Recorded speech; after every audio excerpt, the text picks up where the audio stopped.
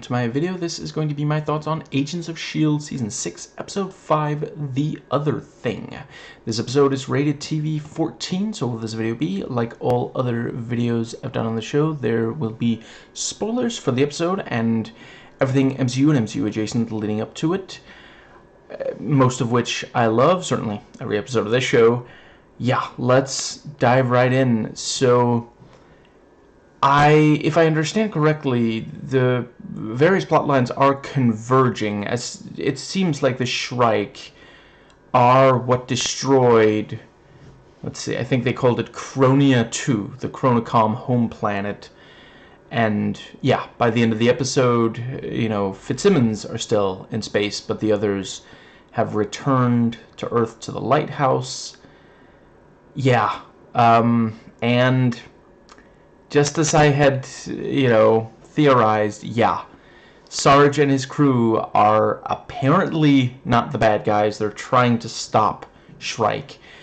Because it's one of those things, like, Sarge doesn't really have any reason to lie to May. It's not like he's, you know, buttering her up and constantly being nice to her. He's still, you know, kind of a jerk a lot of the time when dealing with her. It's just, you know, it's more of a we have the same mission, uneasy alliance, maybe kind of, you know, deal, rather than him just like velvet words and actions.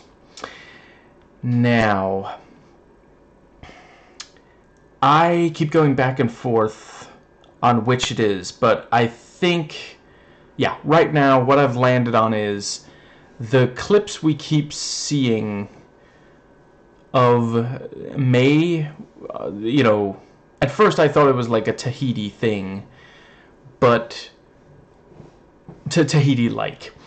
But if I understand correctly, it's her thinking back to it, and maybe the memories are partially painted, tainted by the current circumstance, but it's her, you know, we're seeing just how much Sarge talks like, you know, Coulson, and yeah, it works well. I found it slightly confusing, but maybe that's on me.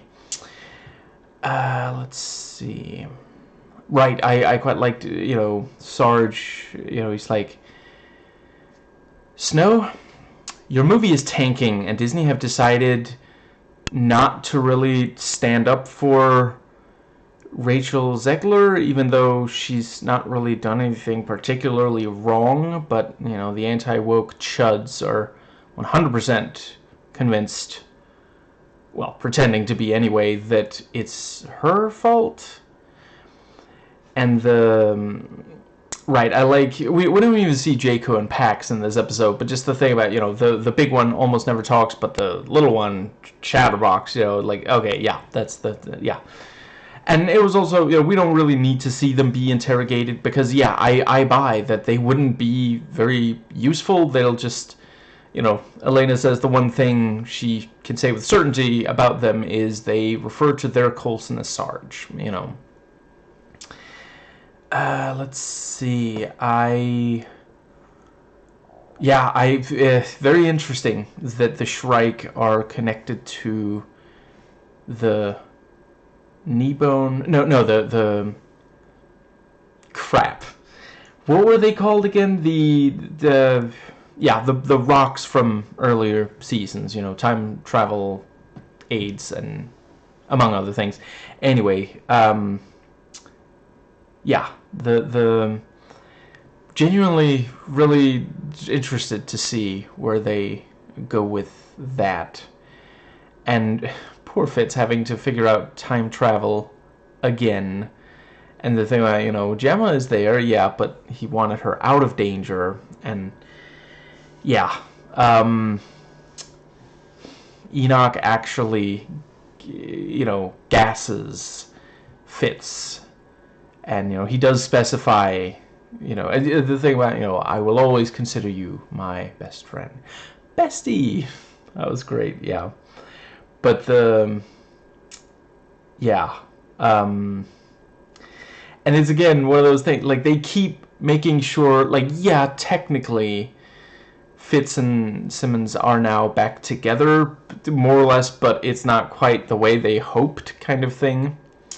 I do think the show is doing a good job at that. It's difficult to do. A lot of shows want to do this thing of like keeping them apart, keeping two people apart that are clearly in love. And a lot of shows just really struggle to make it feel organic or satisfying. Like, you gotta give the audience just enough, and a lot of shows just don't do that. You know, it ends up just feeling like we're getting jerked around. Let's see, right, I like the, yeah, there's a lot of great stuff with Chronocoms in this episode. You know, the thing about, you know, Enoch's like, why are they not cutting our ship apart? And I'm like, don't give them ideas. But, you know, door opens, he opens the door, and yeah, let's see if I believe I know her name, but just to make sure I'm gonna, yeah. You know, he identifies the individual who walks through as Atara, which is technically, he's very close to being accurate. Actually, that is the digital double of Atara, or her avatar. Avatara, I like to refer to them as. And I technically forgot that the Chronocoms don't have gender. I'm pretty sure Enoch did say in an earlier episode they just don't have gender. I'm pretty sure I've been calling Enoch he, him. Sorry about that. But yeah, I will try to respect it for Atara, and I do really appreciate, you know, it's like one of the first things Atara says is, you know, I have no gender, I'm Chronocom. I will admit, it's only recently that I learned it, and I'm going to try not to do that annoying thing where it's all I ever talk about, but yeah, there are, right here on Earth, in the real world, outside of fiction, there are non-binary individuals who present in a way that, you know, currently corresponds to a certain gender. You know, Atara does have certain, you know, feminine, you know, aspects of presentation. You know, the hair, for example, reads as more feminine than masculine. You know, there are men who have curly hair like that, but they will often choose a different, you know, hairstyle. Yeah, really appreciate this episode helping to normalize, because yeah, I will admit, just a few months ago, if I saw someone who presented as one gender, I would assume they wanted to be referred to by the gender pronouns of that gender. That's not always the case. There are non-binary individuals out there who do, and there's absolutely nothing wrong with that. That is, again, something we just have to normalize. Why should they have to, you know? So, you know, yeah, why should they have to dress in a, you know, yeah, gender-neutral way just because they identify as non-binary? Anyway, let's see. I hope I'm using the right terminology. I'm sorry, some of this stuff is really new to me. I'm trying to be a good ally.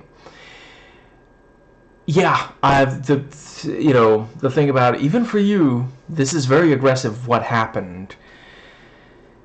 The Shrike set up us the bomb, and yeah, like, they lost their home planet, which, were they trying to do? I haven't watched New Trek. Maybe I will at some point.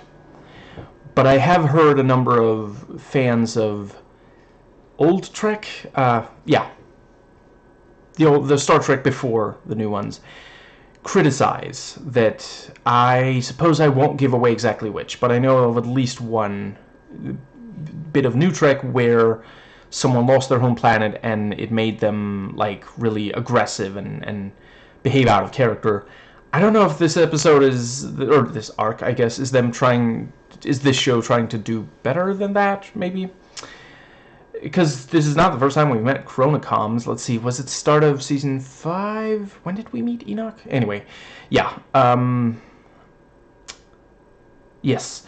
So what was the other thing? Yeah, the thing about, you know, Atara saying, you know, I have no use for you if you can't, you know, if you won't give information, we'll just take out Fitz. And then Gemma convinces Atara Fitz is the only way to, you know, to time travel. And then Atara's like, so I kill everybody else? And, you know, Gemma manages to, or was it, yeah, someone manages to convince, you know, no, the you know, without Gemma, there's no way to say, you know, and the thing about, you know, oh, wait, they're not going to kill Fitz now because they need him for time travel, and Quake is like, so I can Quake, you know, and just, I can kick her ass, you know, just, yeah. I love the joy with which Daisy carries out, you know, it's not just all in a day's work, it's like, this'll be fun. Right, I like the thing, yeah, early in the episode, Enoch, so sad, you know, and they're like, we're all your best friend, though, you know, and yeah, Davis, who, now that I've seen a working man, it's very, very interesting to see, I'm seeing him different, you know how sometimes that happens with certain movie roles. Recommend the movie, some caveats, but I did a review of it, so, you know, yeah. I will say when the you know, the ships are, like, you know, attacking, I was thinking, you know, is Davis going to be like, are those aliens? Oh, please tell me it's not Levin Cade. Now, let's see, then we have the, I think that might just about get us to the,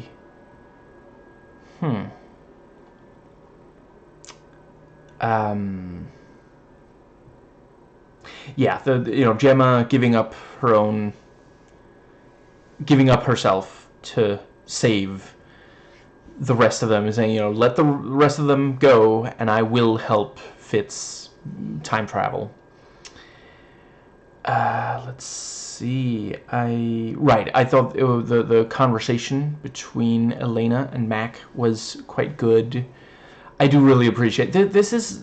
I love that this is a show where people actually air out their issues instead of just this annoying thing that so many TV shows have done, where they'll just, like, look at each other and then look away, and then we just don't get anything. Like, it's so frustrating. It's so emotionally immature. Let's, you know, these are adults, you know. I think that does more or less cover. Yeah, I quite liked May. You know, the thing about, you know, you seem to really hate me. Did you kill Coulson? No, but you know, and yeah, I'm not going to repeat her exact words, but she gives a brief description of it. Badass. Loved her tricking Snow as well. You know, for a while they're having a conversation, then she leans way back, and Snow is like, but I almost had it. Like, she's like, hook, line, and sinker. I'm so close, you know. Gets close, and May, like, thwaps her with the table, and then headbutts her really great. And the test was also like, holy crap. Like, we, the audience, know, okay, this, you know, yeah, we know that the guy has the bug inside. And are those the ones called Shrike? The little bat thing. Doesn't take me forever to get there. That was also a really cool fight. Her having to dodge, not like punches, but, you know, the crystals and such. And the yeah, great fight when she, you know, her and Sarge in the car. And yeah, the thing, you know, the guy standing there, and May's like, nobody's gonna hurt you, and then Sarge just shoots him in the head. Like, you shoot them in the head. Even for me, That is an obscure reference. Big props if anyone watching this video actually knows what I just referenced. Holy crap. I haven't even thought about that thing for years. Haven't watched it in like, I don't know, 15 years, if not more. Why do some things just stick in your head? Anyway, yeah. You know, she thinks she's going to be able to de-escalate the situation, then nope. Explosion of violence. That was a great expectation subversion. Let's see. I think that does pretty much... Right, it was clever of Sarge to, like, you know, he makes the car swerve and then, like, brakes. Because, yeah, she's not going to be able to, you know, it's just... what's the word? Not inertia. The opposite of inertia? I forget. But, yeah. You know, speedy thing moves, speedy thing doesn't stop in time.